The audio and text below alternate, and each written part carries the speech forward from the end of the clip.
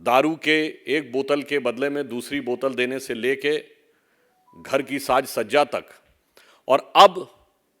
हाल ही में जो समाचार आए हैं कल न्यायालय के माध्यम से, जिसमें यह तथ्य भी सामने आ रहे हैं कि अब जो कुछ बातें उन लोगों ने बंद कमरों में की थी, अब वो सार्वजनिक होती जा रही हैं और न्यायालय के समक्ष भी आती जा रही हैं। यह बात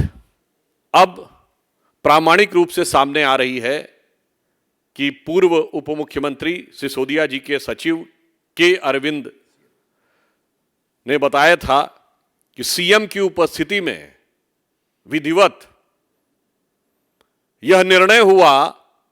कि 2% से बढ़ाकर 12% किया जाएगा, जिसकी कोई भी आधिकारिक कारण अथवा कोई फैक्चुअल बेसिस अवेलेबल नहीं है। इसलिए हम यह पूछना चाहते हैं कि कट्टर ईमानदार के अजीबोगरीब किरदार श्री केजरीवाल जी कृपया ये बताएं कि वो 2 से 12% का निर्णय, चूंकि अब यह बयान में आ चुका है, तो आपने कब, कैसे और किन नियमों के आधार के ऊपर लिया था। फिर इतना ही नहीं है, यह भी बात आई है कि समीर महेंद्रू से केजरीवाल जी की बात हुई, बात कराई गई और उनसे एक प्रकार से संकेत आया कि जो ये कह रहे हैं वो करना है। तो अब अगला प्रश्न दिल्ली की जनता ये पूछना चाहती है कि मान्यवर, ये बात किस आधार पे हुई और किस लिए आपने कहा किसी बाहरी व्यक्ति के लिए कि ये जो कह रहे हैं वो करना है। तीसरा बिंदु अभी आया कि दिनेश अरोड़ा के नाम से जो जानकारियां मीडिया में आई हैं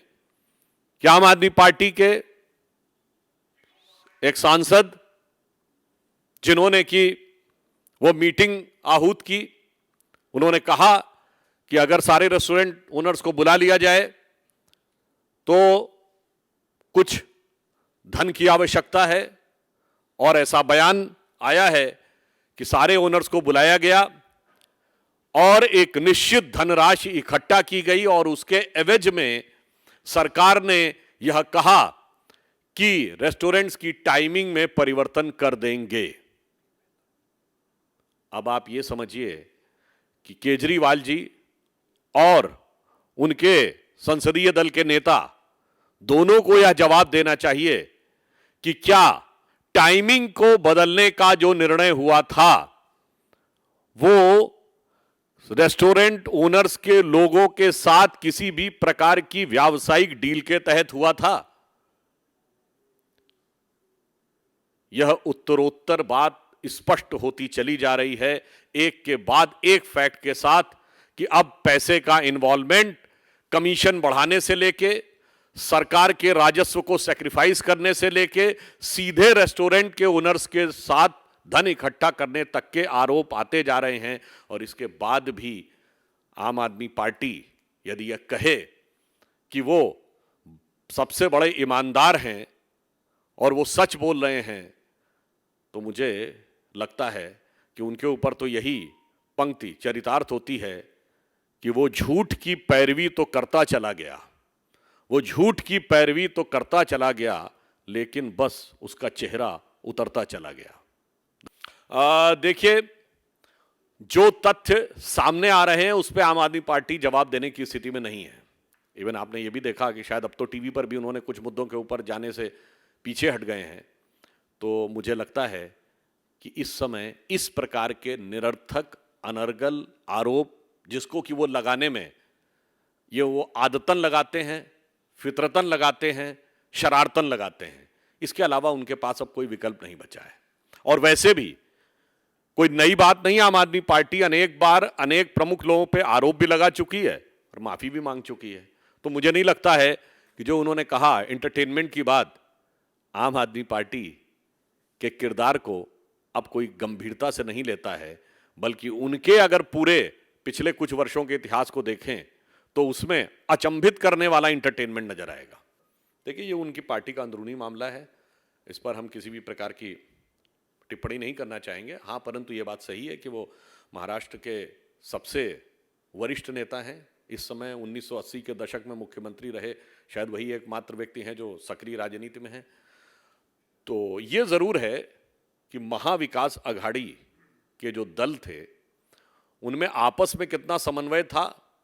और आंतरिक कितना समन्वय था, वह समस्याएं उभर कर सामने आती जा रही हैं। देखिए, माननीय प्रधानमंत्री जी ने एक बात कही थी कि कांग्रेस वो पार्टी है जिसकी वारंटी खत्म हो चुकी, इसकी गारंटी क्या। और मजे की बात देखिए, पीएफआई पे तो प्रतिबंध लगा हुआ है, तो मान्यवर जो लगा हुआ है उस पर आप क्या लगाने की बात कर रहे हैं। और आप क्या राज्य सरकार किसी संगठन पे प्रतिबंध लगा सकती है? मतलब जो लगा सकते नहीं हैं उसके लिए आप कह रहे हैं, और जो लगा हुआ है उसको लगाने के लिए कह रहे हैं। तो क्या ये साफ नहीं होता है कि वारंटी और गारंटी तो छोड़िए, इनकी दिमाग की घंटी भी सही दिशा में बजती है कि नहीं। और मैं तथ्य बता देना चाहता हूं, बजरंग दल पर ये प्रतिबंध लगाए नहीं, जब इनकी केंद्र सरकार थी लगा चुके, अदालत की चौखट पे मुंह की खा चुके। इन्होंने विवादित ढांचा गिरने के बाद 10 दिसंबर 1992 को संघ और बजरंग दल पर प्रतिबंध लगाया, और नियम यह कहता है कि 90 दिन के अंदर उनको ट्रिब्यूनल में, कोर्ट के सामने सारे फैक्ट्स रखने होते हैं जस्टिफाई करते हुए। परंतु बाहरी ट्रिब्यूनल ने 4 जून 1993 को खारिज कर दिया, और जब 18 जून को पूरी डिटेल रिपोर्ट आई, उसमें पेज नंबर 71 पे क्लियर कट लिखा है, कोई सरकार कोई तथ्य प्रस्तुत ही नहीं कर पाई कि किसी भी प्रकार की anti national, anti social activity में हो। मगर मैं एक बात और कहना चाहूंगा, संयोग देखिए कि इन्होंने बजरंग दल पे प्रतिबंध लगाने के लिए मंगलवार का दिन चुना, और वो भी उस क्षेत्र से जिसका हनुमान जी के साथ इतना कनेक्शन माना जाता है। तो मुझे लगता है इसके लिए मैं रामचरितमानस की एक पंक्ति कहना चाहूंगा, जिसको शब्दशः ना लिया जाए। एक उसमें पंक्ति है, सहज पाप प्रिय तामस देहा,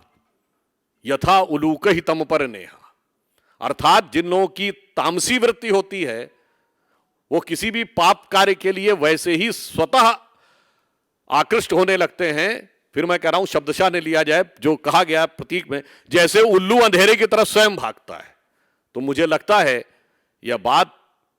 कर्नाटक की जनता और देश की जनता के लिए बहुत गंभीर है, और आप चिंता मत करिए, इस विषय के ऊपर उचित मौके के ऊपर देश की जनता और प्रदेश की जनता जवाब देगी। चूंकि मैं पुनः कह रहा हूं, जो कर नहीं सकते उसका दावा किया है, जो ऑलरेडी किया जा चुका है उसके लिए कहा है, और ये करके मुंह की खा चुके हैं। परंतु कभी कभी कहते हैं ना कि बार बार वो गलती करते रहते हैं और फिर भी वो उसी चीज को दोहराते भी रहते हैं।